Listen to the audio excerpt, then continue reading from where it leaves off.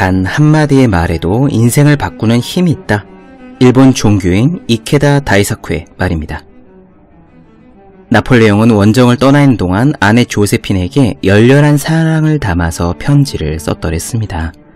그는 날마다 격렬한 전투를 치르는 와중에도 편지에서 이렇게 말했죠. 내 컨디션은 아주 좋다오. 보통 사람들은요, 감정에 따라 언어를 선택하지만 현명한 사람은 언어를 선택함으로써 감정을 다스립니다. 경험에 비춰보면은 부정적인 표현은 조금 약하게, 반대로 긍정적인 표현은 조금 선명하게 하는 편이 좋습니다. 텔레비전 리모컨으로 한두 칸 정도 조정하는 느낌이에요. 이것을 스스로에게 적용해보면 어떨까요? 리모컨으로 표현을 조절하는 겁니다.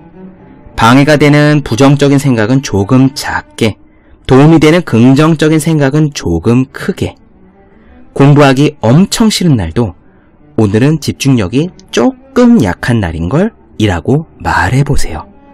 목표를 초과 달성한 날은 오늘은 정말 대단했어 라고 호들갑을 떨어보는 겁니다. 언어는 마음을 움직이는 키입니다.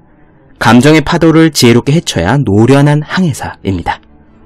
책상에 올려두기만 해도 공부하고 싶어지는 365 혼공 캘린더, 마음을 움직이는 키의 한 대목으로 시작합니다.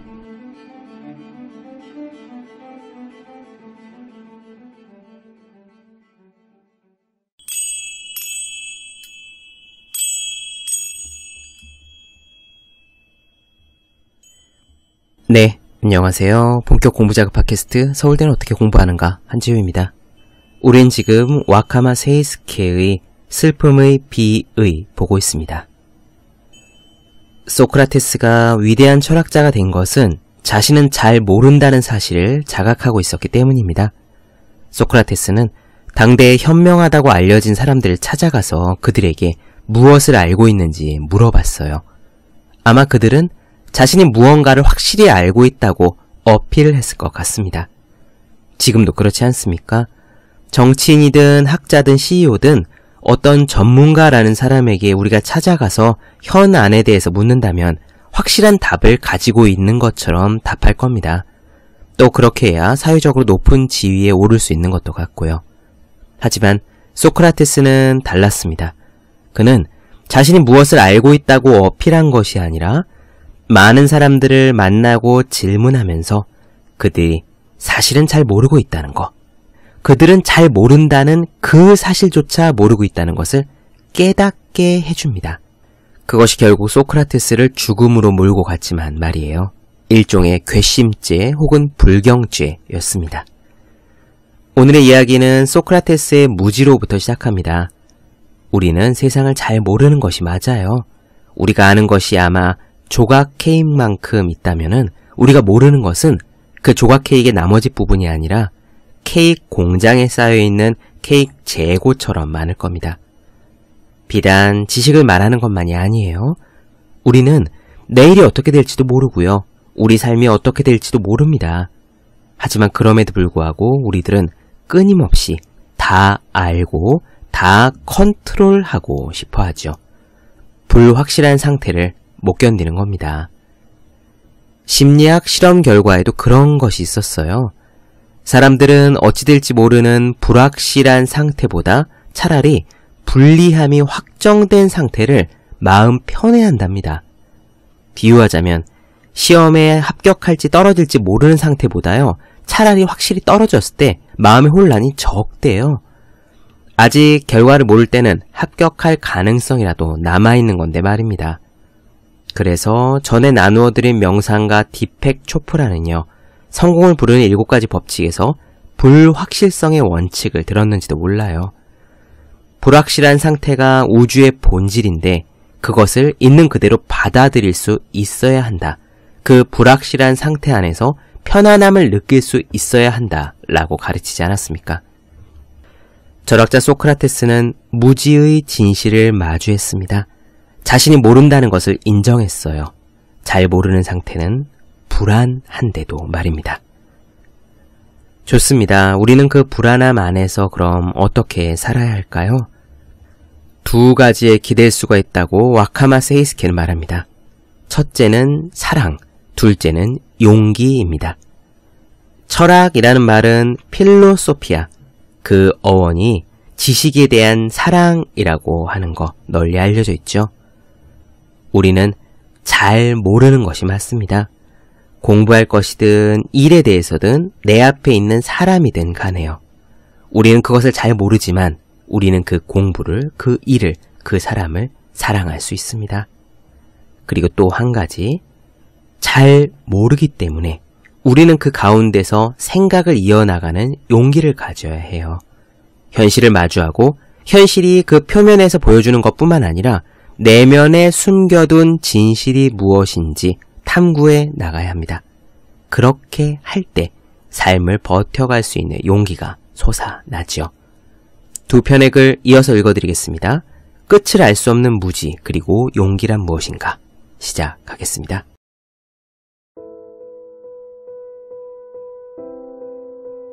끝을 알 수 없는 무지.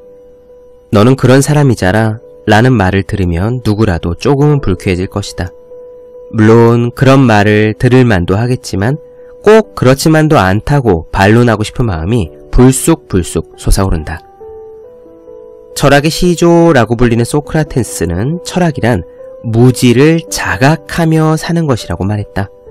마음속 깊은 곳에서 정말 모르겠다 라고 느끼는 것이 철학의 원점이다. 무엇인가에 대해 진심으로 알고 싶다면 마음속에 무지의 방을 만들어야 한다. 알았다 라고 생각한 순간 우리는 더 이상 탐구를 계속하려 하지 않기 때문이다. 소크라테스가 말하는 철학이란 단순히 지식을 축적하는 것이 아니다. 그것은 진심으로 진실에 다가가고 싶은 바람, 예지를 탐구하는 것을 말한다. 그렇기 때문에 소크라테스가 생각하는 철학자란 지식이 많은 것을 자랑하는 사람이 아니었다.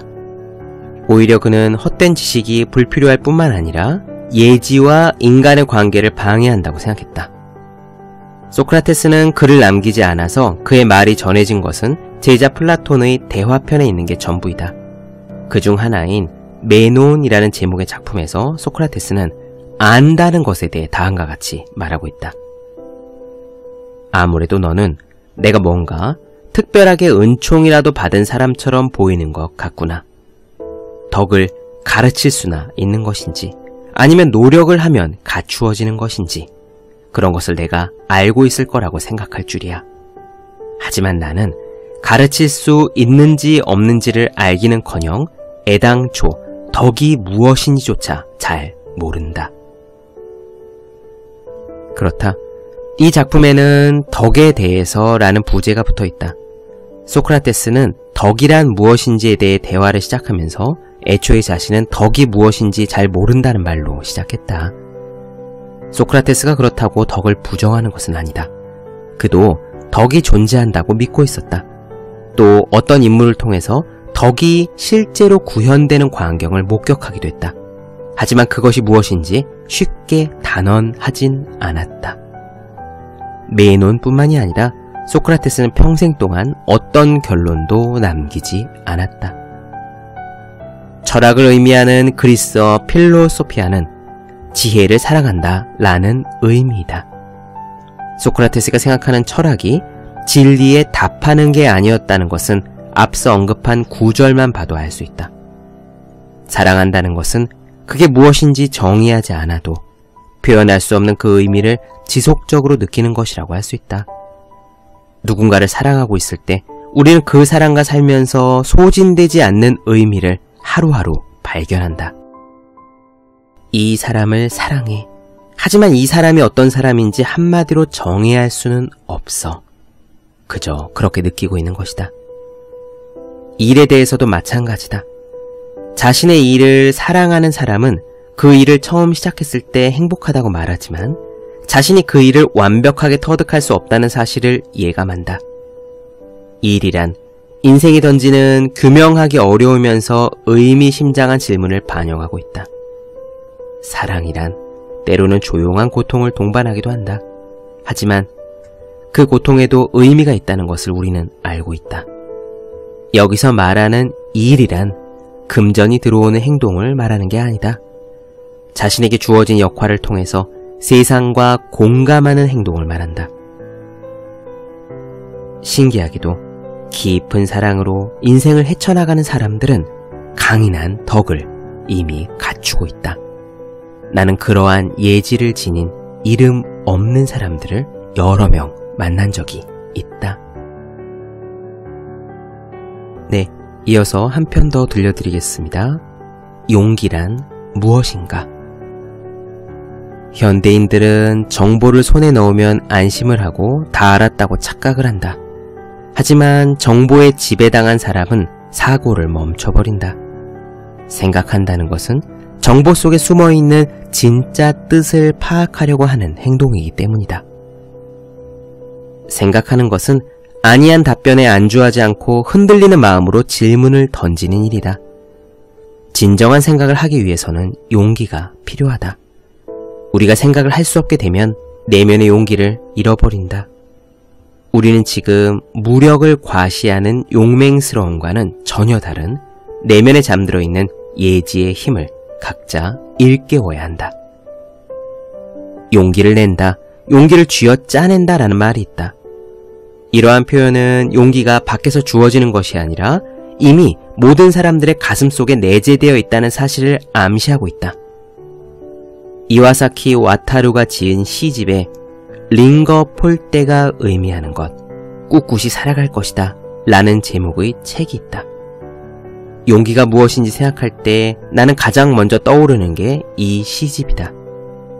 이와사키 와타루는 현재 39살로 일본 도호쿠 지역에 살고 있다.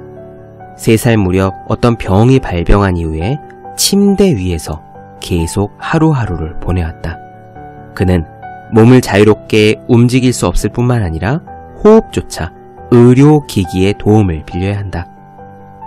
겉으로 보기에는 무력한 존재에 가깝지만 그가 만들어내는 이야기에는 영원하게 지속될 것만 같은 힘으로 가득 차 있다. 용기라는 것에 대해 그는 다음과 같은 시를 썼다. 여기에도 있고 저기에도 있다.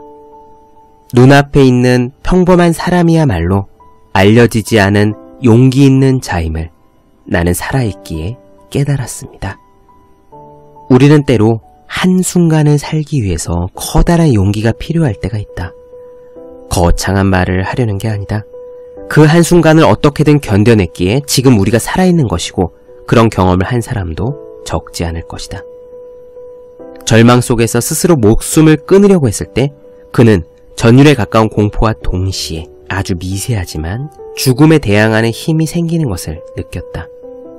이와사키는 이렇게 희미하지만 중요한 인생의 부름을 흘려듣지 않았다. 한때 그는 이제 더 이상 살 수 없다고 생각했다.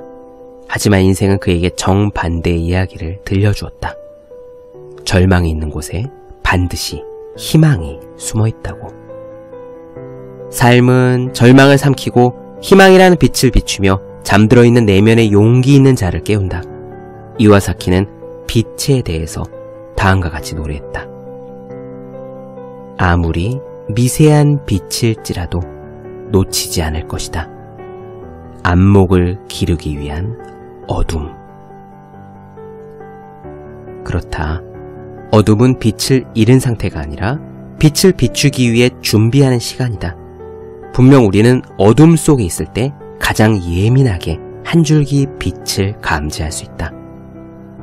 여기서 말하는 빛은 용기와 같은 의미이며 동시에 희망이기도 하다. 용기와 희망은 인생의 사건들을 지칭하는 서로 다른 이름이다. 자신의 내면에서 용기를 느낀 사람이 거의 동시에 희망을 발견하는 것은 바로 그 때문이다. 이 시집의 서문에서 이와사키는 진정한 희망이라고 부를 만한 것을 절망 속에서 찾았다고 이렇게 말한다. 절망 속에서 찾아낸 희망, 번민 끝에 쥔 이 순간이 나에게는 최고의 시간이다. 진심으로 그렇게 생각할 수 있어서 나는 행복하다.